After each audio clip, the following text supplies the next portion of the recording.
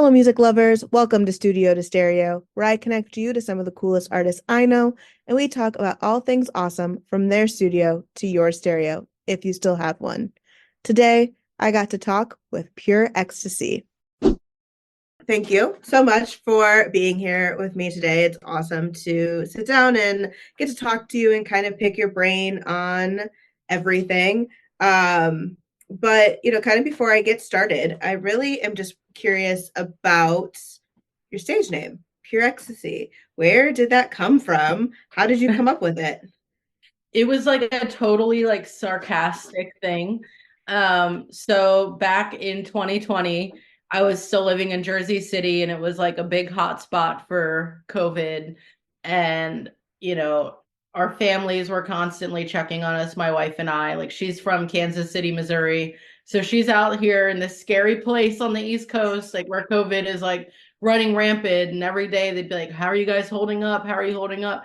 And we'd be like, "Oh, it's fucking great. Like it's pure ecstasy. Like we're just like living our best." And that was kind of around the same time that my band at the time was, it was fizzling out. Like we couldn't see each other. We couldn't go and rehearse. So I needed a new outlet. And when I was making a list of band names, that one I just kind of like I think I just threw it on there thinking it was stupid. Um but all band names kind of sound stupid at first Oh until yeah. like think about it and like, oh, this is how I'm going to market it. This is how it's going to come across. Then things start to make sense. But at first it was just like a snide remark. I think it's really cool and I like the way, that you spelled it and everything. I think it's extremely unique and I think it matches, right? Your really unique sound that you bring. And when you pick a stage name or a band name or anything like that, does it ever make it easier to kind of then help differentiate or create like a persona, or does it feel more like you? Like how does that kind of feel? It's kind of 50-50 because I'm so ADHD that I go a million different directions. So, like, once I came up with a stage name, it kind of like helped me hone, like, okay, what part of myself am I going to base this off of? Like, Hmm. who is Pure Ecstasy going to be out of like my million personalities? As bad as that sounds, but like, we all have, different sides to us and things that we want to share, things that we don't necessarily want to share. So once I kind of came up with that name, like everything kind of quickly followed after as far as like the colors I wanted to use and even just like the vibe of the music. So it helped me a lot. I'm really curious though, since you said you kind of came up with a list, do you remember some of the names that you kind of bounced Oh, around before you landed? Can you share they're them? really bad. They're really bad. I probably still have them in my notes. I'm going to look right now. Let's see. I might have deleted it. It was pretty embarrassing. I have some EP names that I could give you that are equally as bad though. Oh, I want it. I'll take that. And these are recent. This is January 2024, trying to come up with names for my EP that became a full length, I think. But let's see. Falling into habits, darker patterns, breaking patterns, taking the edge off. Like it's all really bad. Becoming a shut-in, darker habits. Me before you. I thought you destroyed me. New York fantasy. Like it's all over the place, but I write things down and I don't expect it to be pretty. I just want it to like give me something when Hmm. when I'm like looking through it. I'm like I'm trying to write the visual, I guess. So Yeah, when I'm like songwriting, I'll just write the mood that I want the song to give off and I'll remember it. I'll remember how I felt, but like the words yeah, aren't there yet. yeah. Well, now I'm really curious what kind of mood. I thought you destroyed me. That is a really big punch in the face. I see not really an EP title, but definitely a punch in the gut. I really like it. It really Yeah. portrays like I don't even know how I can even describe it, but I think it's something that a lot of people can kind of relate to. Like when you go through a really hard, breakup or anything like that, it's like, I thought you destroyed me when you left, but you didn't. So I'm Yeah, kind of obsessed. I'm kind of obsessed with that one. Not gonna lie. I kind of like that love one. it. I'm putting that at the top of the list. What if we just figured it out? Because I still don't have a name. I have a lot of songs, but I don't have the name yet. It's hard. This Yeah. this upcoming one feels more personal than anything that I've ever worked on. I just put stars next to that name. So thank you. You're welcome. You're welcome. I mean, it's a journey, right? Trying to find all of the pieces and kind of stick them together and create something that you're really really proud of. And so kind of going back to like your sound first too, like what was that journey like finding your sound as yourself? Because you said you were in a band before, but how did you kind of find the sound yourself, a solo artist? Oh gosh, that was fun. Considering like so I've been a drummer my entire life. That's what I was doing in my band. I never wrote songs from the ground up. I was very much like a bring me in for the candy, like the toppings and obviously Mm-hmm. drums. But I'm not a songwriter. So like figuring out songwriting was like very, very scary. Um, so I kind of just went into it. I put a tuner on my guitar so I knew what notes I was playing. I Mm-hmm. was learning guitar as I was writing. So I just yeah, it was a special time. I'm trying to think of how I figured out like sound wise. I was listening to a lot of like Phanogram and Mm-hmm. oh my gosh, what's her name? Cruel Cruel Youth, I think. Okay. Just like very dark female fronted bands. Like I've always loved Metric and Yeah Yeah Yeah. It's like all of these women that I've looked up to for years. I'm like, let me Mm-hmm. just start listening even more and watching live videos and how they carry themselves and how they're doing their thing. Because before it was all eyes on a drummer. Any Mm-hmm. show I went to, I'm just watching the drummers. So I'm like, crap, let me figure out what I'm actually in for. And it was kind of just like an educating experience, really, Mm-hmm. what other people in bands do that aren't drummers. I mean, I think that you're doing amazing with that. And like, I would have, never known that you hadn't really kind of had that background in like songwriting and things like that. 100%. Because I mean, from what I've, heard and listened to, I think that it's very, you're very raw and very personal. Things are very smooth. I mean, I don't think I found a song that I didn't enjoy when I was going, and not to just shower you with compliments today, but maybe you need Oh, it on a Monday. thank you.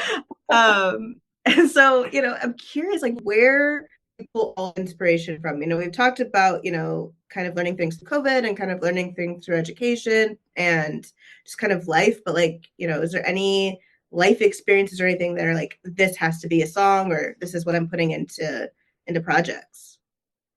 Yeah, so a lot of what I write is definitely um I try and explain it to people. I'm like, I can't write when I'm depressed or I'm feeling the feelings, but I am a very good hindsight writer.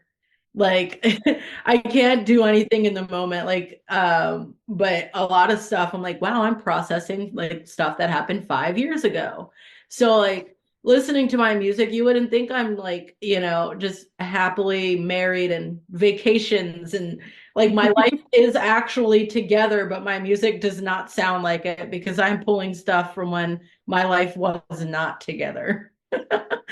So a lot of that is just like I'm finally using past trauma as like something good in my life. So just different life experiences I've Mm-hmm. been able to turn into a positive, I mean my music does not sound positive, but at least it's happy sounding. Like that.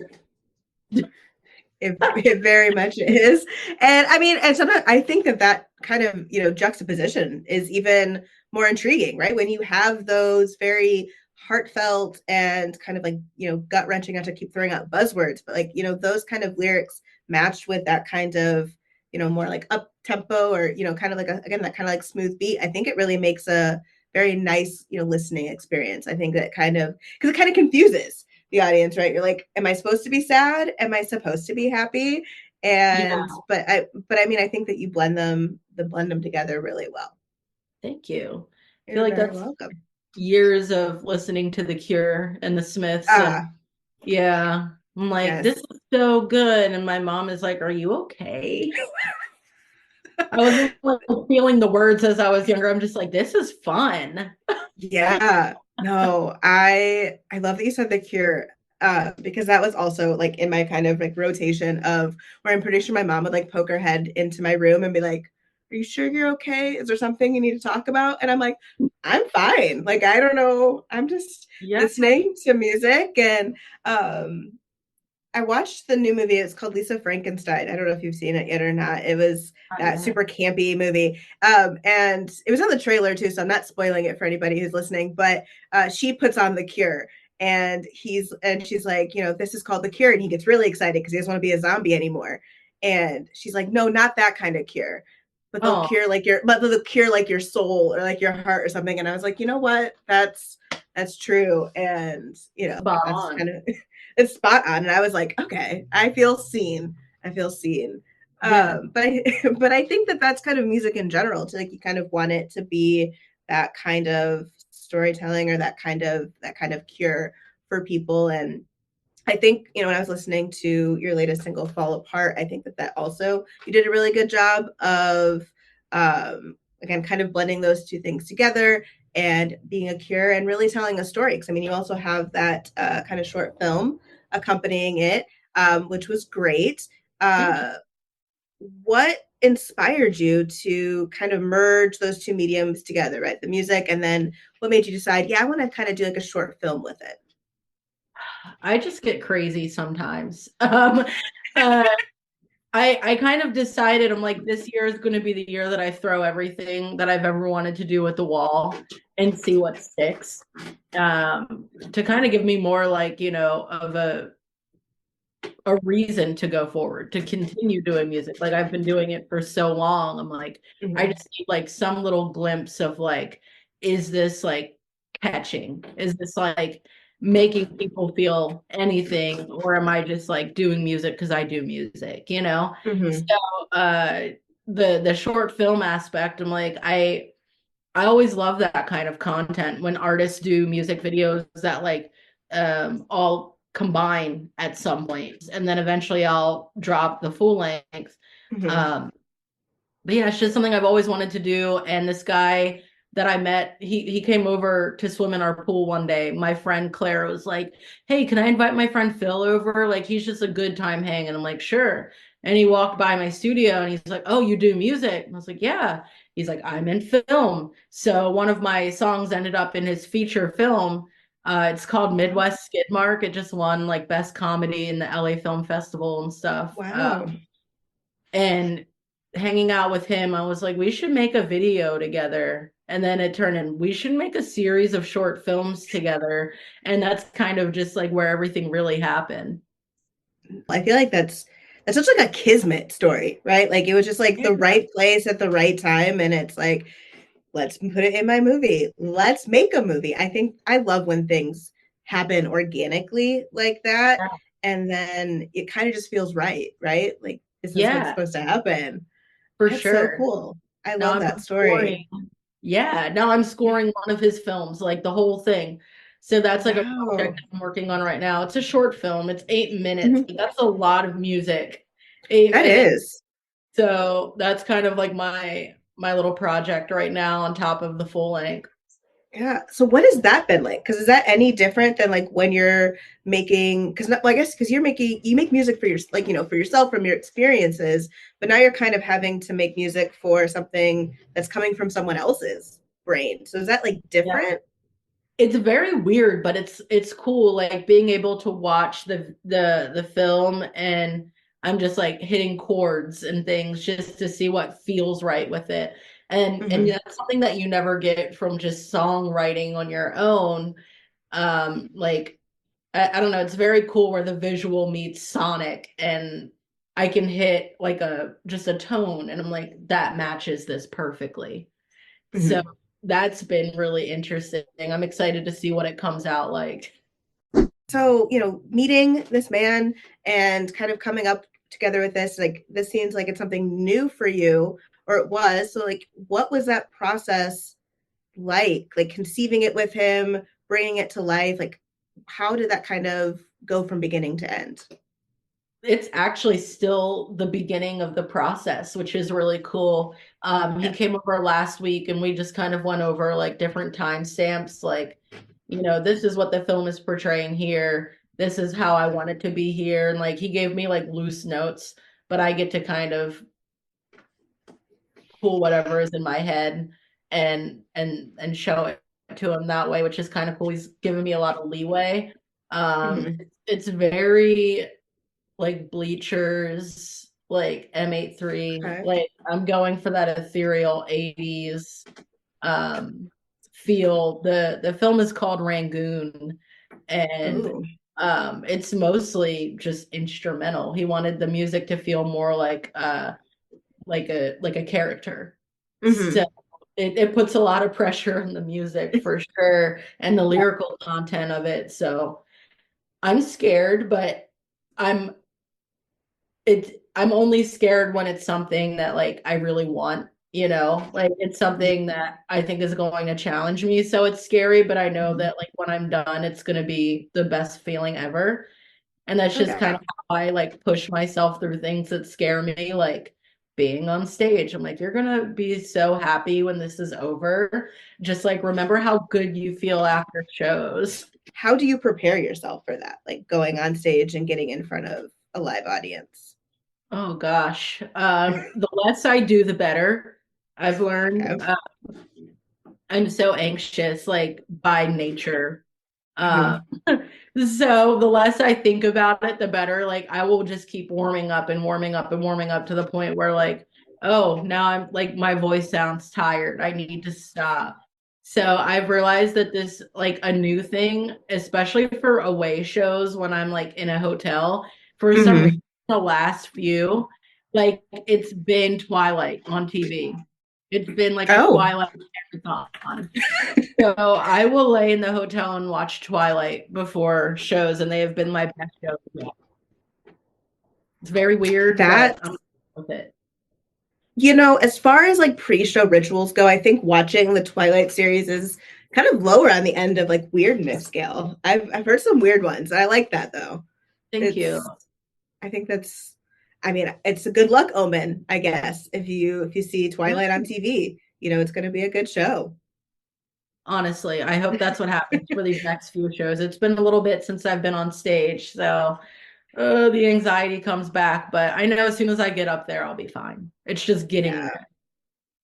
Well, I have my fingers crossed for you and that whatever network is on TV is playing Twilight. Or if you want to cheat the system, you could probably find it on some kind of streaming service and just put it on and be like, universe, I have to just do it anyway. Yeah, just that's a good to point. set the tone. So, with kind of thinking about live music, and then I'll kind of gear back to where I was, with performing, and once you kind of got your set list together and everything like that, or even when you're creating music from scratch, how do you know that a song is ready to be played live and like ready to be out there for an audience? Is it like a feeling, or you're just like, let's just try it? It's normally like a after the song is done and I've like made all the stems pretty and it's just kind of like, well, this song is out now, so I should play this one live. This year I've gone completely rogue and I don't want to play any of my old songs anymore. So I'm playing like the Shed My Skin EP and some of them aren't even ready yet, but I think that it'll be cool to see what Mm-hmm. the audience reacts to, what I react to. Like when I'm up there, like what part do I want to play longer? What makes me feel good? So I'm just kind of playing like I think two songs that aren't even finished yet, but Okay. they're in a place where they can be heard, just not Yeah. not finished. I think it's cool. I've never done it before. I'm always very like I don't know, just buttoned up about performances. And I don't think I need to. Mm-hmm. Like, I think people feel that stiffness, and I don't want them to. Like, I want them to feel good, so I need to feel good. Anything off my first EP is just painful now. Oh. And I I mean, and that's okay. Yeah, I think every artist eventually hits that. Uh, Hmm. just some aren't as lucky where it's like, okay, none of these songs like hit so hard that people expect them to be in the playlist. Like it's like Radiohead like playing, I don't know, like High and Dry or what's the one song that they really fucking hate? I listened to a Tom York interview and he just like it's like their one song that got really big in the 90s. The way that you said Radiohead, all I could think about was Creep. I was like, is that it? That's Maybe. it. Yes, I thank you. assume I figured it was probably Creep because yeah, that song is. I mean, it's everywhere. It's like a staple in like '90s music, or yeah, Yeah, thinking about the '90s, and yeah, so that's not surprising that they're like, you know what? I think we're tired of it. I think because yeah, I mean, you hear artists every once in a while who are like, either really for hitting their biggest hits, or there's some who are just like, I be gone, like I don't want to play you anymore. And yeah, so that makes sense. It's kind of like Oasis, like probably doesn't want to play Wonderwall anymore, or maybe they do. Who knows? But I yeah, mean, every teenage boy in their room plays Wonderwall, so I mean, they're probably fine. They don't need to play it live anymore. exactly. Yeah, I'm like, I've never been so grateful not to have a hit. Like if one of those hit, I was like, oh no. I've even considered re-recording the EP and just put that out in its place. That was like, like I said, like I was learning how to play guitar, I was learning how to sing, it was my growing pains. It was like you just need to put something out to get started. And I'm grateful to it for that, but not grateful enough to keep playing it live. But you said you like to play Shed My Skin, songs from there. It's like, do you have a favorite song from that EP that you like to play live? Ooh, I think Shadow's my favorite one. Yeah, I think it's Shadow. Like I get to play guitar in that one and it's really fun.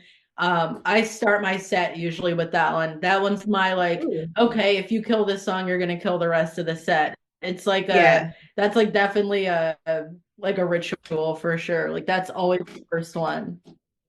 I hope that you'll be able to kind of expand that set list as you go and you continue to create music that you're really proud of.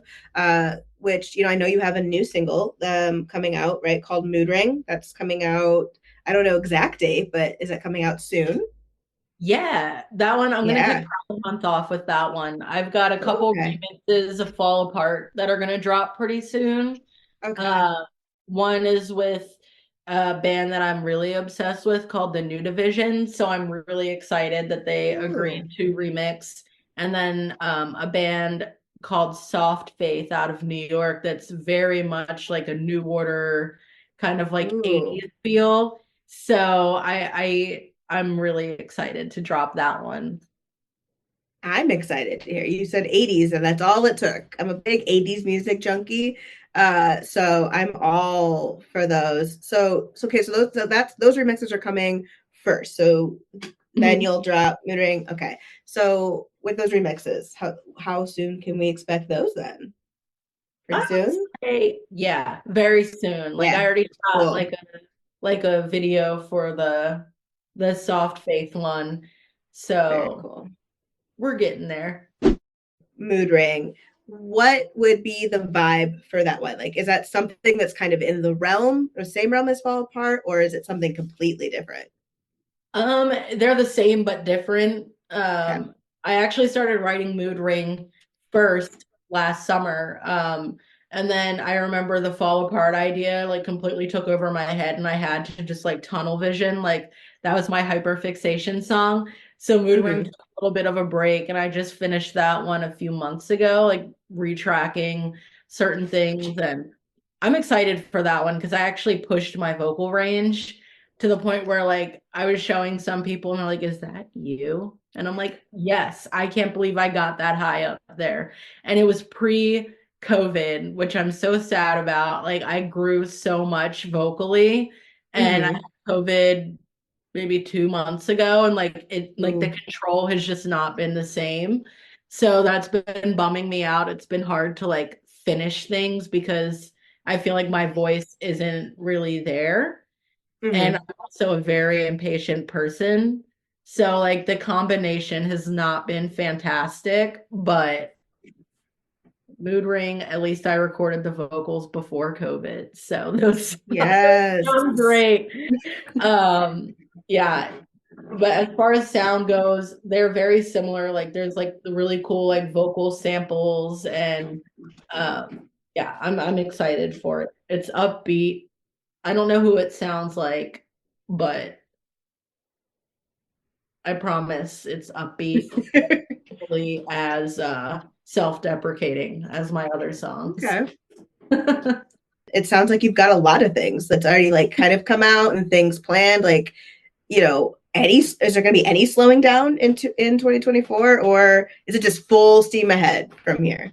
I tell myself that I want to slow down and like relax, but I can't actually do that. So yeah, there's a lot coming. I'm playing Baltimore and New York at the end of this month. Next month I'll be playing in Kansas City. And then once June hits and it's Pride Month, it's just choo. So I'm trying to rest up for June. Yeah, I will be doing Pride Fests all over. I'm not allowed to say some of them yet, but it will be cool. There's some on the East Coast that I'm excited about. it was so fun getting to talk to you today. Like that, we're at the end of my questions. But before I sign off, do you have anything else that you want to share, plug, anything I didn't touch on? I think you like nailed everything. But yeah, just follow me at pureXTC Music on Instagram. I'm most active there, and you'll see all of my bullshit. But like, it's fun bullshit. But I'm silly sometimes. It does not match the music. I hope that you enjoyed today's conversation with Pure Ecstasy. Make sure that you follow Studio to Stereo on all of our social media and make sure that you give us 5 stars on Spotify. If you want to check out more Pure Ecstasy, all of their socials are also linked down below.